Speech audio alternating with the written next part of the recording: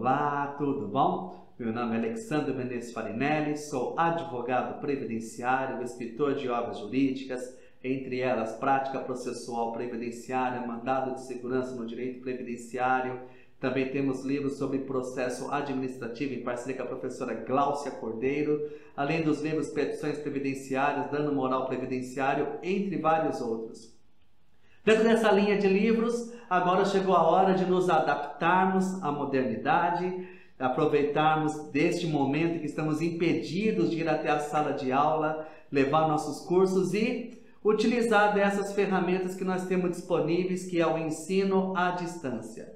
Desta forma, estamos aqui para gravar o nosso curso, Benefício por Incapacidade Temporária. O nome talvez não seja muito familiar para você, né? É que, na verdade, o nome do benefício era auxílio doença, sim, previsto na Lei 8.213, a partir do artigo 59. Entretanto, com a proposta de reforma da emenda constitucional número 103, que depois se efetivou a partir de novembro de 2019, tivemos o ofício 64 do INSS, recentemente o decreto 10.410, e o novo nome do benefício é este agora que você vê aqui, Benefício por Incapacidade Temporária. Estamos gravando uma série de cursos onde nós vamos colocar todos os benefícios previdenciários e eu escolhi por falar hoje, nesta data, gravar deste que eu considero um dos principais benefícios previdenciários, aqueles que mais tem público, que mais tem pessoas para você realmente trabalhar. Primeiro, Previdência Social é um órgão onde ele trabalha com situações. Situações estas que algumas delas ocorrem com a idade mais avançada, situações estas onde o benefício vai ser concedido com base no evento morte ou no evento ausência, com base no evento gestação e nascimento, com base no evento acidente. E neste benefício por incapacidade temporária nós encontramos um público que na verdade é o público geral, Eu diria até que com a reforma recentemente aprovada, a concessão desse tipo de benefício ele vai se estender, ele vai acabar aumentando. Por quê? Colocando idade mínima para a concessão dos benefícios programáveis ou das aposentadorias programáveis. A tendência é que o trabalhador, que a trabalhadora prossiga por muito mais tempo no mercado de trabalho. Prosseguindo por muito mais tempo no mercado de trabalho, ali nós vamos ter os maiores riscos de acidentes do trabalho, evolução de doenças degenerativas, ou seja, afastamento das pessoas das suas funções laborais, em razão porque já não é mais tão jovem, não tem mais aquela capacidade física que tinha antes. Automaticamente, este é um benefício que você deve conhecer, eu diria que minuciosamente. Dentro do nosso curso, nós vamos trabalhar os principais conceitos dos benefícios por incapacidade, ou seja, qualidade de segurado, período de carência, incapacidade total ou incapacidade parcial. Você já ouviu falar na súmula 26 da Advocacia Geral da União? Você já ouviu falar de que a pessoa que eventualmente trabalhou mesmo estando incapacitada poderia receber o benefício dela, né, previdenciário, independente do exercício laborativo? Sim, nós temos a jurisprudência da própria TNU trabalhando do tema. E nós temos uma decisão do STJ que eu creio em Deus que vai ser algo plenamente facilitador para os nossos trabalhos e que vai recompensar, que vai ser medida de justiça para todos esses empregados que infelizmente vão lá e continuam laborando mesmo estando incapacitados, num esforço sobre-humano. Porque se essas pessoas não for comparecer no seu trabalho, ela corre o risco de muitas vezes de passar fome, de passar necessidade. Desta forma, meu nome, Alexandre Menezes Farinelli, advogado, professor, escritor de obras jurídicas, palestrante, presidente da Comissão Previdenciária OAB São Miguel Paulista. Participe dos nossos grupos de estudos via WhatsApp, Telegram, estamos entrando aí também já no Telegram. Grupo de estudos via WhatsApp. Pode me chamar no 11 97124 8070. Ali nós temos diversos grupos de estudos, compartilhamos material da nossa experiência. Só de WhatsApp nós já temos 3 grupos montados com diversos colegas, cada um compartilhando um pouco da sua experiência. E eu sempre digo, juntos nós somos muito mais fortes. Portanto, qual que é o nosso tópico de hoje? Benefícios por incapacidade. Benefícios por incapacidade temporária.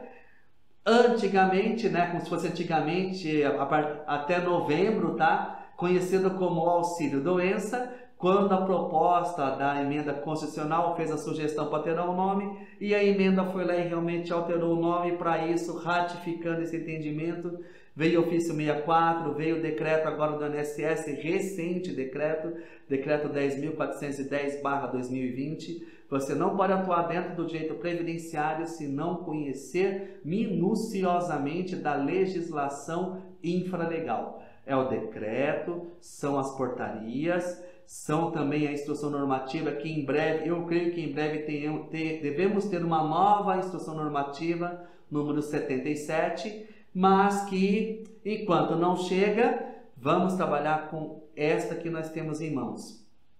Lembrando que os benefícios por incapacidade é um do principal foco de litígio previdenciário.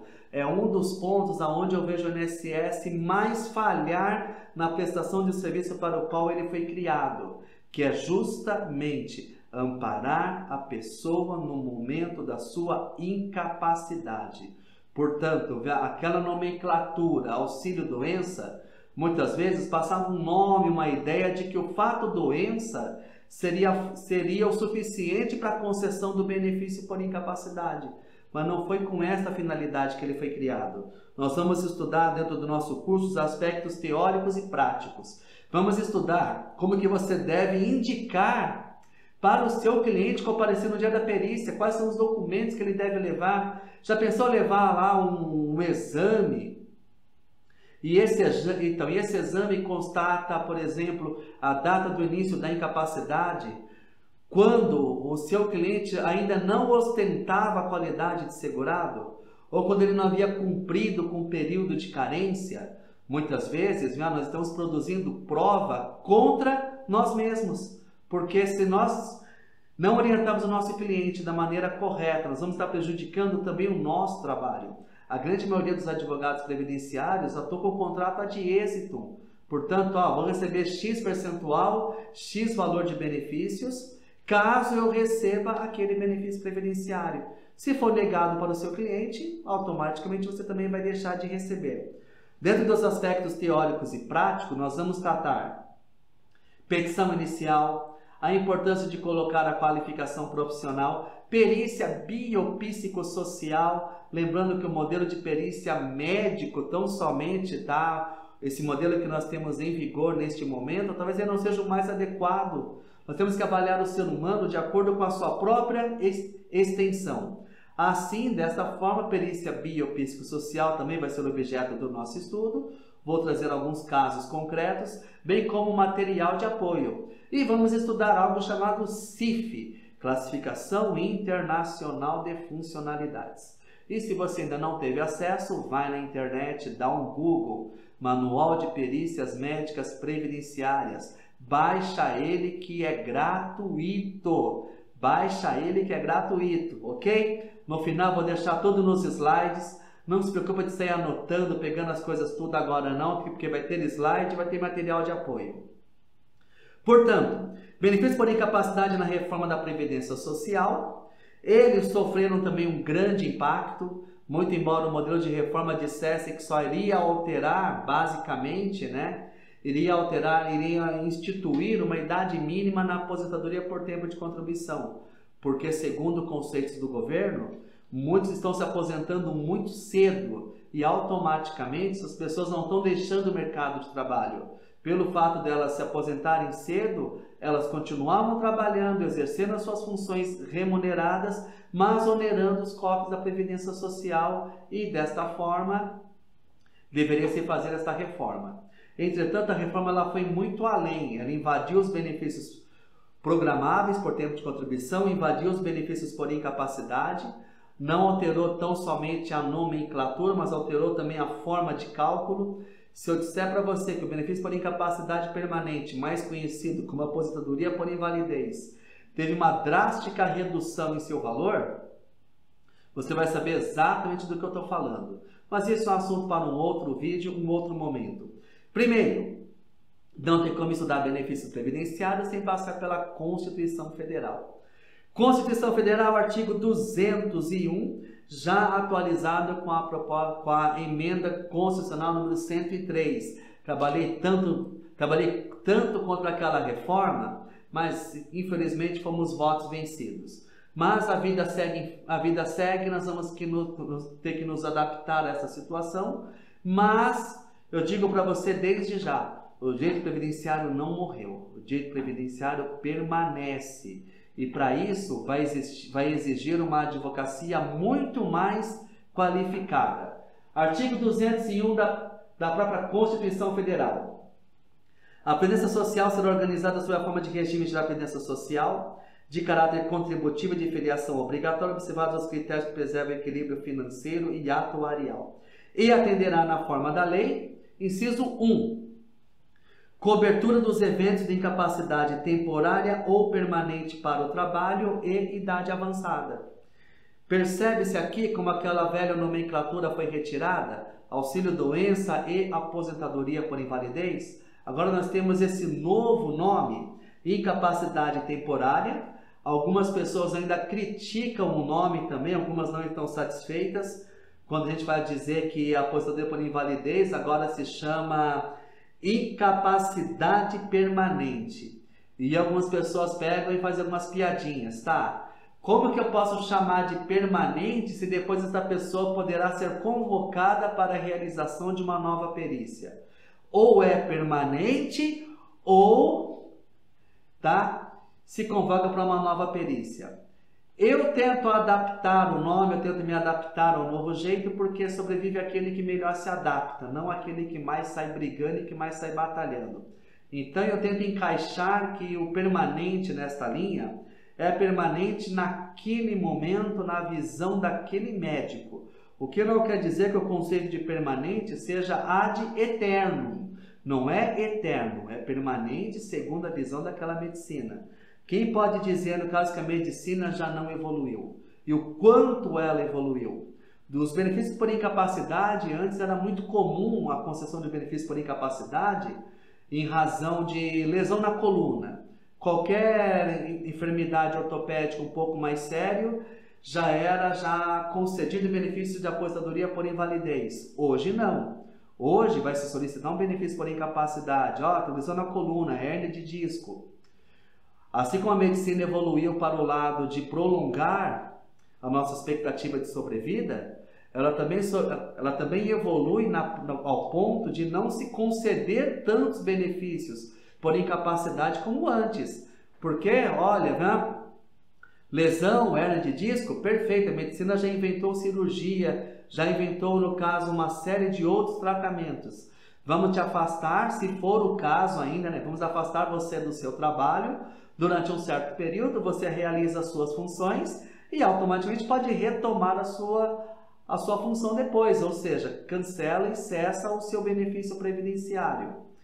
Aqui entra uma questão já de um ponto prático, onde muitas vezes eu digo o seguinte: muitas vezes não é a enfermidade que concede a concessão do benefício, que auxilia na concessão do benefício, mas muitas vezes é o tratamento médico. Pega uma pessoa que tem lesão na coluna, hérnia de disco, vai ter que se afastar das suas funções. Pergunta, formule os seus quesitos dizendo: olha, doutor perito, já que é a função dele que agrava este quadro de saúde, não seria o ideal para que o tratamento alcance uma eficácia? Não seria o ideal que ele se afastasse das suas funções? Porque não adianta ele fazer fisioterapia de manhã e terminando a fisioterapia já pega o ônibus e vai exercer a mesma função. Vai perder toda a eficácia aquele tratamento, aquelas horas que ele fez de fisioterapia naquele dia. Portanto, muitas vezes, o tratamento que a pessoa vai realizar vai ser um motivo que vai acabar concedendo o seu benefício por incapacidade temporária. Eu sempre digo que a Constituição é fonte de direitos e nós temos que aprender a trabalhar com o direito constitucional. Benefício por incapacidade e segurança individual e coletiva. Artigo 7º da nossa CF. São direitos dos trabalhadores urbanos e rurais, além de outros que visam a melhoria de sua condição social, a redução dos riscos inerentes ao trabalho, por meio de normas de saúde, higiene e segurança. Eu considero que a concessão de um benefício previdenciário por incapacidade, ele ultrapassa o direito, né, individual daquele segurado. Por quê? Muitas vezes a pessoa exerce uma função profissional onde ela está justamente no meio social. Exemplo clássico, que eu gosto sempre de usar nas minhas aulas. Motorista de transporte coletivo fazendo uso de remédio psiquiátrico. O que você considera? Ele é um risco para a própria sociedade ou não? O exercício daquele trabalhador com a capacidade dele de trabalho reduzida, ele pode trazer um grave acidente social. Portanto, fiz uma anotação aqui. Trabalhador com capacidade de trabalho reduzida é um risco para si mesmo e para a própria sociedade. Portanto, nós temos que avaliar muitas vezes nos nossos quesitos se nós não estamos diante de uma atividade profissional que coloque em risco não somente o próprio segurado, mas se esse também não coloca em risco a própria sociedade. Igual eu disse aqui, exemplo, motorista de transporte público, pega o motorista fazendo uso de remédio psiquiátrico. Quantos hoje ainda trabalham nesse tipo de função? Nisso, pode pegar ainda controladores de máquina, caldeiraria, pode pegar médicos, instrumentistas, cirurgiões. Imagina um cirurgião lá, olha, está com uma pequena deficiência aqui na mão, mas a mão é justamente a ferramenta principal dele de trabalho, e ali ele perde um pouquinho daquela noção de peso, corte, força, Imagine o risco que isso não coloca. Então nós devemos avaliar que muitas vezes a concessão do benefício por incapacidade, ele deve ser concedido, deve ser entendido, ele deve ser avaliado como? Vamos avaliar se é seguro colocar este segurado para executar esta função, se ele vai exercer esta função com a devida qualidade para a segurança individual dele e da própria sociedade também. Como regra geral, para os benefícios por incapacidade, nós vamos trabalhar os seguintes quesitos.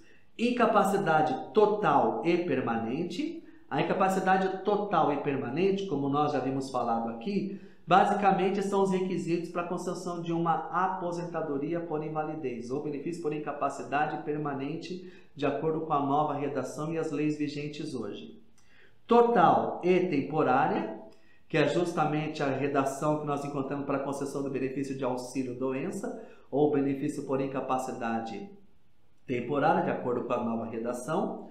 E a incapacidade parcial e temporária. Eu considero que muitas vezes a incapacidade parcial, ela também é o suficiente para poder conceder o benefício previdenciário. Por quê?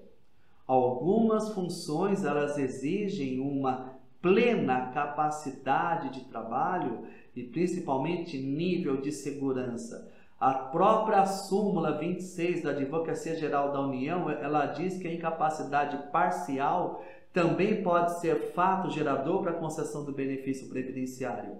E aqui entra muito, nesta questão, a perícia biopsicossocial. Por quê? Vamos avaliar esta pessoa por inteiro, classificação internacional de funcionalidades.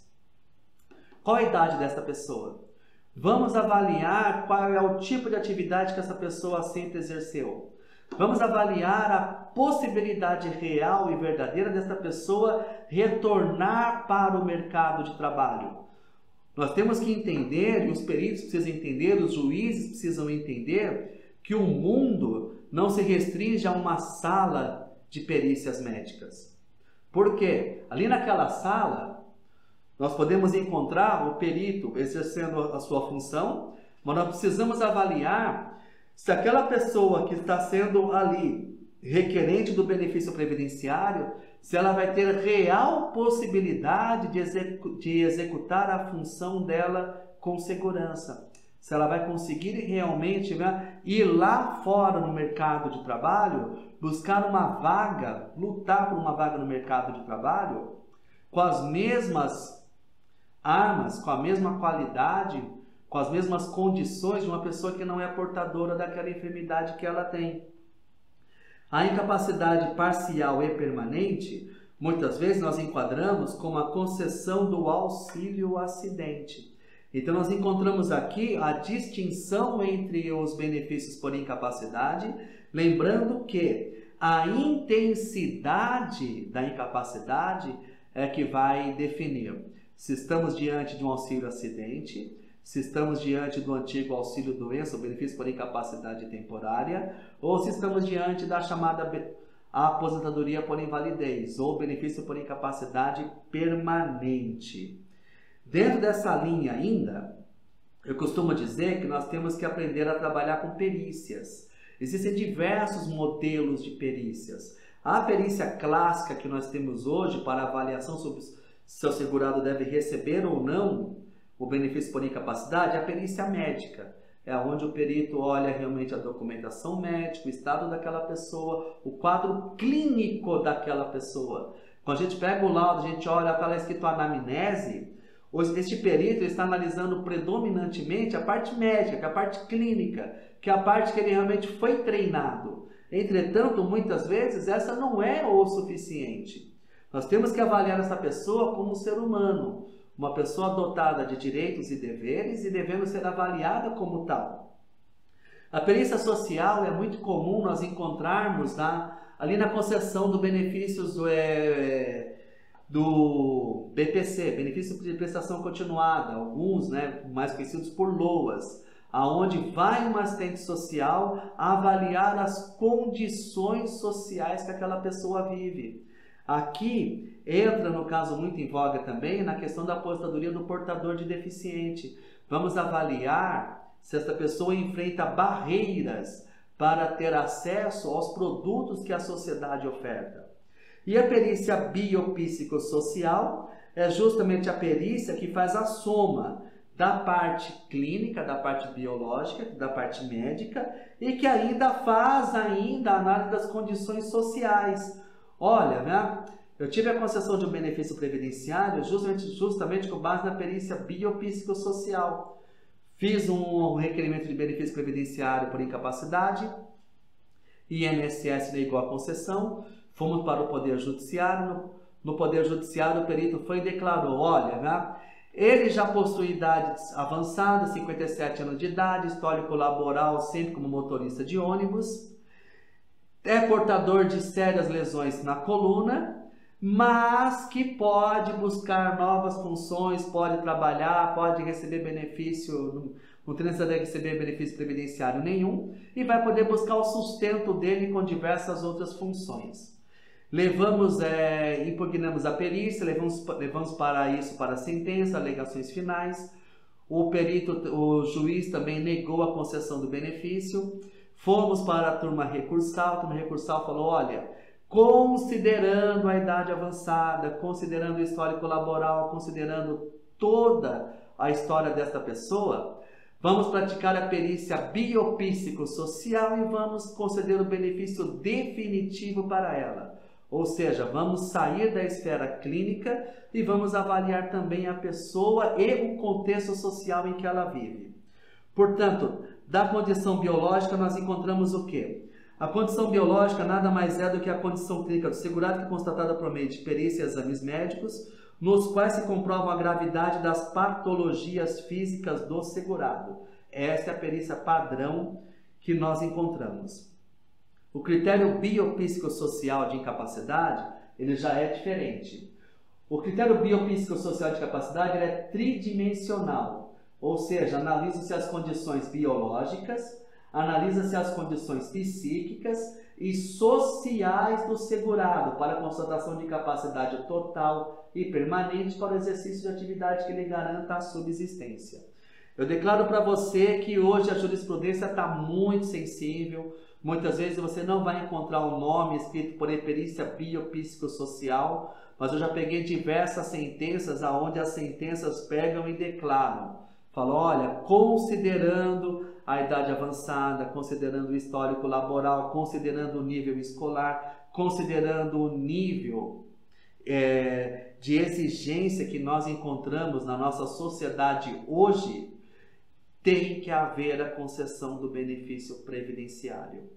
Desta forma, fizemos aqui uma breve introdução sobre o que nós vamos encontrar. Passamos aqui por alguns diferenciais entre os benefícios por incapacidade, auxílio ao acidente, incapacidade temporária e incapacidade permanente. Falamos um pouquinho de perícia médica no critério biológico, perícia médica no critério biopsicossocial e encerramos esse módulo neste momento.